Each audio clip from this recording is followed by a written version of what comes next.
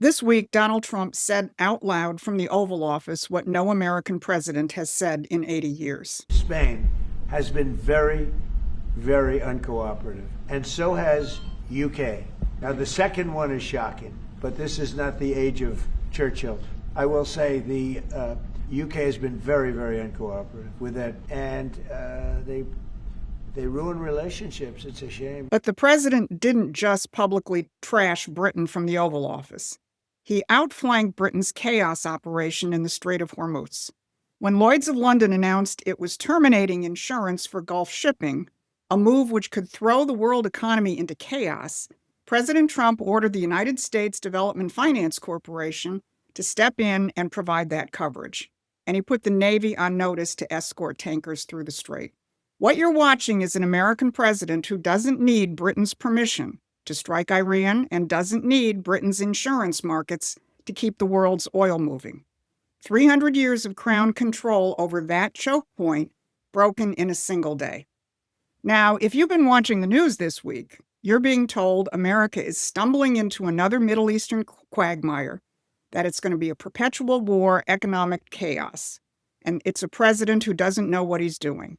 That's the drumbeat from the same people who cheered on every British-backed regime change operation of the last 30 years. I'm Susan Kokinda.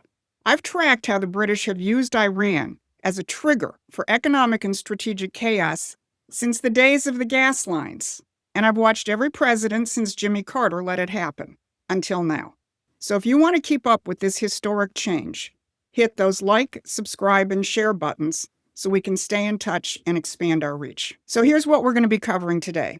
First, Donald Trump's very public rupture with Britain, which is not just on the issue of Iran.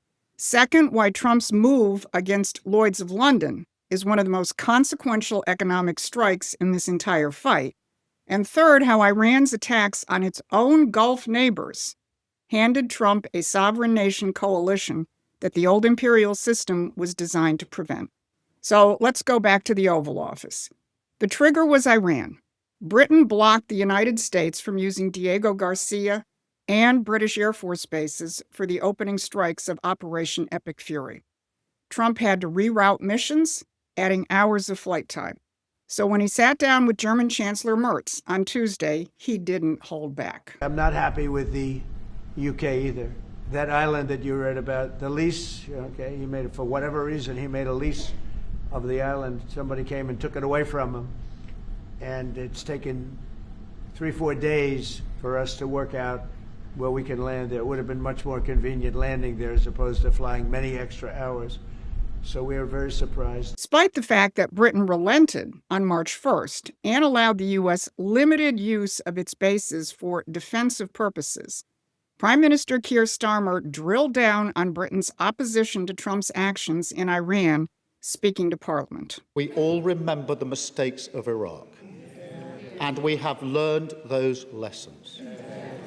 Any UK actions must always have a lawful basis and a viable, thought-through plan.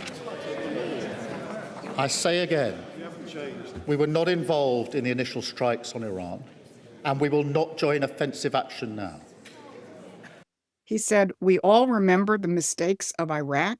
That is pretty rich coming from the land of Tony Blair. But then the Prime Minister dutifully reported the talking point, which came from the Empire's think tank, Chatham House, a few days ago. He said, "This government does not believe in regime change from the skies."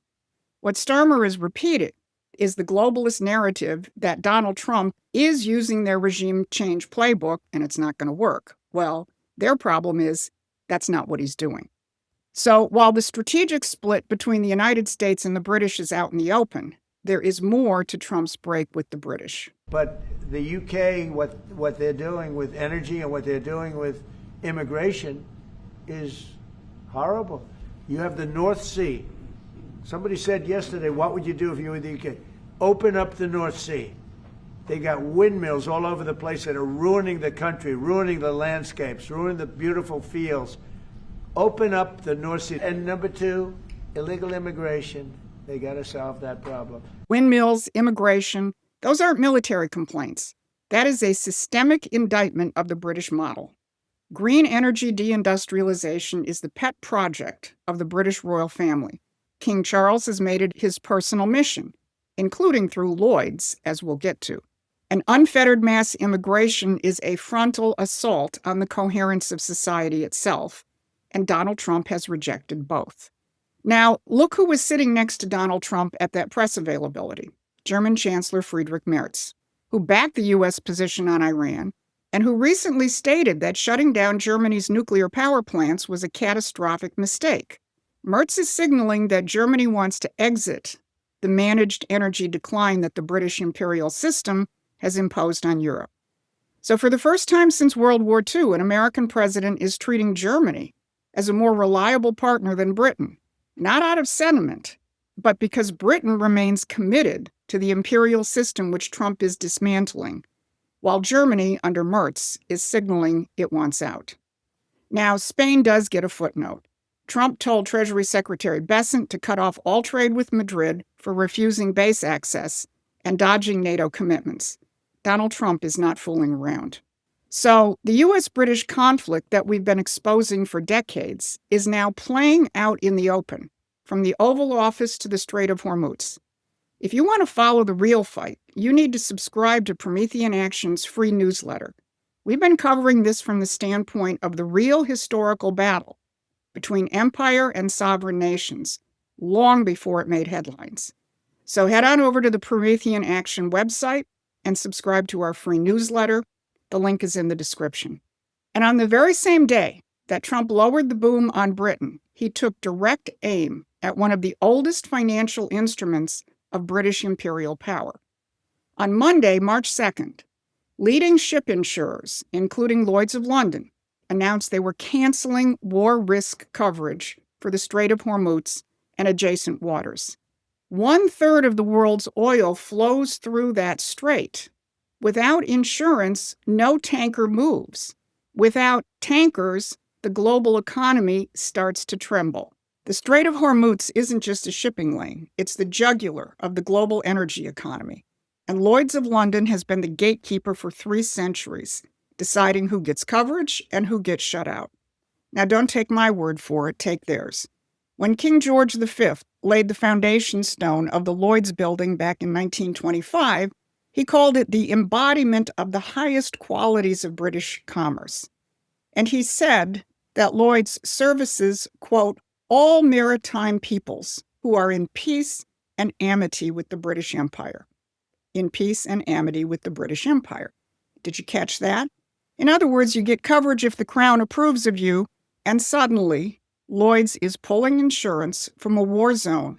That doesn't look like risk management. That looks like a weapon. And Lloyd's continues to flaunt its ties to the royals, dedicating a whole section of its website to royal moments. Not only that, Lloyd's has been the enforcer of the green agenda.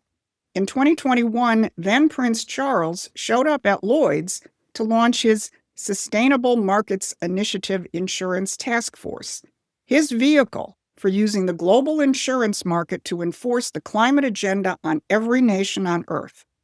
The same green agenda that Trump has been systematically dismantling. So when Lloyd's pulls war risk management on the Strait of Hormuz, that is not a neutral actuarial decision. That is the Crown's financial instrument deciding who gets to move energy through the world's most critical choke point.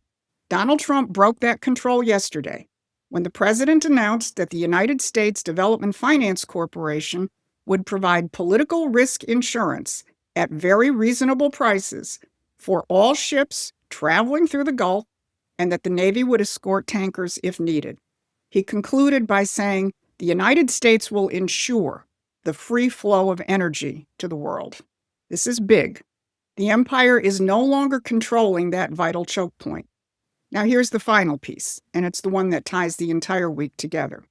While Trump was openly denouncing the British and replacing the king's insurance market, Iran was doing something no American diplomat had achieved in 50 years of trying. It drove the entire Gulf Cooperation Council into an emergency session, which came out with a joint statement of condemnation of Iran. Iran has attacked nations that had been mediating between itself and the U.S. The Gulf nations of Qatar, Oman, Kuwait, the UAE, Saudi Arabia, and Bahrain had chosen restraint and diplomacy over escalation, right up until the moment Iranian missiles started hitting their hotels, their airports, and their residential neighborhoods. President Trump took note. The president telling me, quote, "We were surprised. We told those countries we've got this, and now they want to fight. And they're aggressively fighting. They were going to be very little involved, and now they insist on being involved." The Iranians, the president said, quote, "shot into a hotel. They shot into an apartment house. It just made them," meaning the Arab countries, "angry. They love us, but they were watching. There was no reason for them to be involved," unquote. Even globalist institutions like the Atlantic Council recognized the dramatic shift underway with a March 2nd headline that read, "The Gulf that emerges from the Iran war will be very different." This is not coincidence. This is a realignment in keeping with what President Trump is building with the Abraham Accords and the Board of Peace. The empire has spent decades and decades keeping the region divided and dependent on its political and economic framework. The Accords and the Board of Peace were shutting down that game. And now Iran's missiles have accelerated the next phase, driving the same Gulf sovereign nations that signed or were on the verge of signing the Abraham Accords into a de facto military alignment with the United States out of the simple need to defend themselves. So let's put this all together. Sitting in the Oval Office, President Trump publicly denounced Britain's strategic and economic policies. He ordered the United States to replace the King's Insurance Company in the Strait of Hormuz. And Iran's own missiles drove the entire Gulf into Trump's arms, building the sovereign nations coalition that the old imperial system was designed to prevent. The old order will not go quietly. The risk is real, and President Trump is taking it on behalf of a future free of imperial manipulation. Members of the Promethean Action community are better equipped to understand that than anybody. In times like this, the world needs people with strategic clarity. So please join Promethean Action as members or contributors, and join us tomorrow for our live Q&A. This has been your Wednesday update. Thanks for watching. Please take a moment and subscribe to our free newsletter at prometheanaction.com.